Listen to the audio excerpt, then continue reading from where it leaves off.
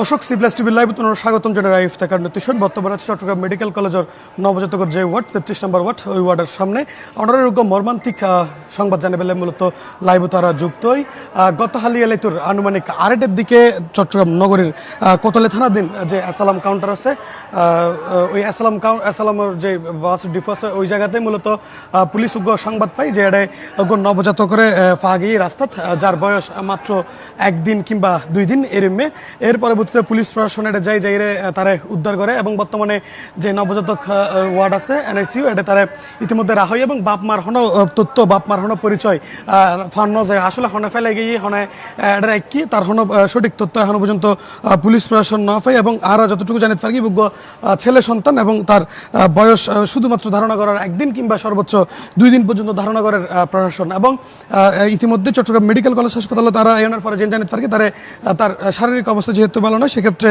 তারা চিকিৎসালয় এড়ে রাহই এবং এনএসইউ দেওয়াই শরীরের অবস্থা যেহেতু ভালো নয় সেক্ষেত্রে আর একটু করে হাত হইম যে কোতলে থানার একজন অফিসার ইতিমধ্যে আরও লগে আছে এসআই খালিদ ভাই আর লগে একটু হত আসলে গতকালকে তাকে কিভাবে উদ্ধার করা হয়েছিল কিভাবে তথ্য পেয়েছেন এবং কিভাবে তাকে উদ্ধার করেছেন একটু আমাদেরকে জানান।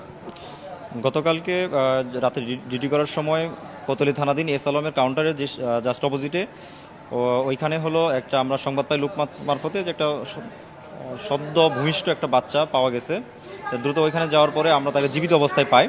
ওখান থেকে আমরা তাৎক্ষণিক আমাদের অফিসার ইনচার্জ স্যারকে অবহিত করি। তারপর সে স্যার আমাদের মাননীয় উপপুলিশ কমিশনার ডিসি স্যারকে সে অবহিত করে। তাদের পরামর্শে আমরা আমাদের যে এখানে সমাজ কল্যাণ যে অফিসার আছে তার সাথে আমরা যোগাযোগ করে তার পরামর্শে আমরা চিটাং মেডিকেলে ভর্তি করি।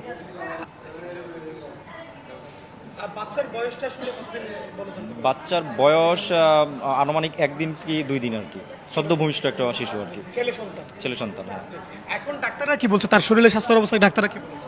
ডাক্তাররা এখনো বলতেছে তাদের আরো নিবিড় পরিচর্যা দরকার, এনআইসিইউ তো এখন আছে, আরো 3 দিন তারা পর্যবেক্ষণে রাখবে আর কি।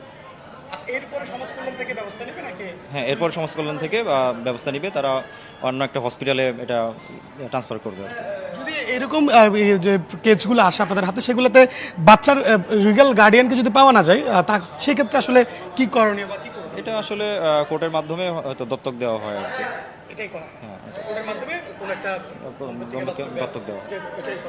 ধন্যবাদ আপনাকে।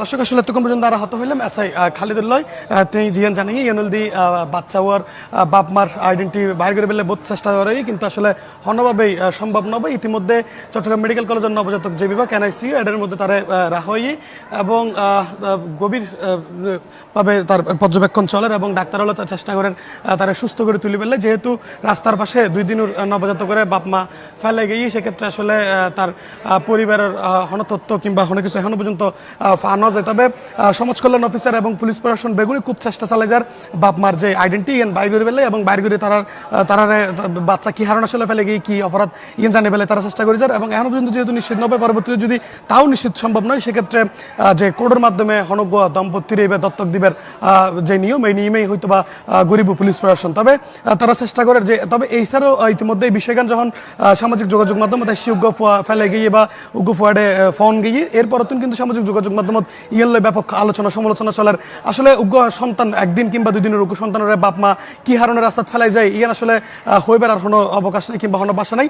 নিশ্চয়ই এর পিছনে হনক ভয়ঙ্কর গল্প হয়তো বা লুকিয়ে আছে, যে গল্পের হারণেই যে সন্তানের পরিচয় দিন পারিবের ফারার বিদায় এই সন্তানের হয়তো বা তারা রাস্তাত ফেলে গিয়ে তবে আরও নসাই যে আসলে এর হন সন্তানের তার বাপ মা রাস্তাত ফেলে যাক কিংবা অবহেলায় অযত্নে আরোগ্য সন্তান আরোগ্যান পৃথিবী ভেবেই নষ্টযোগ্য ইয়ানারা আসলে নসাই কিংবা কেউ নসাই।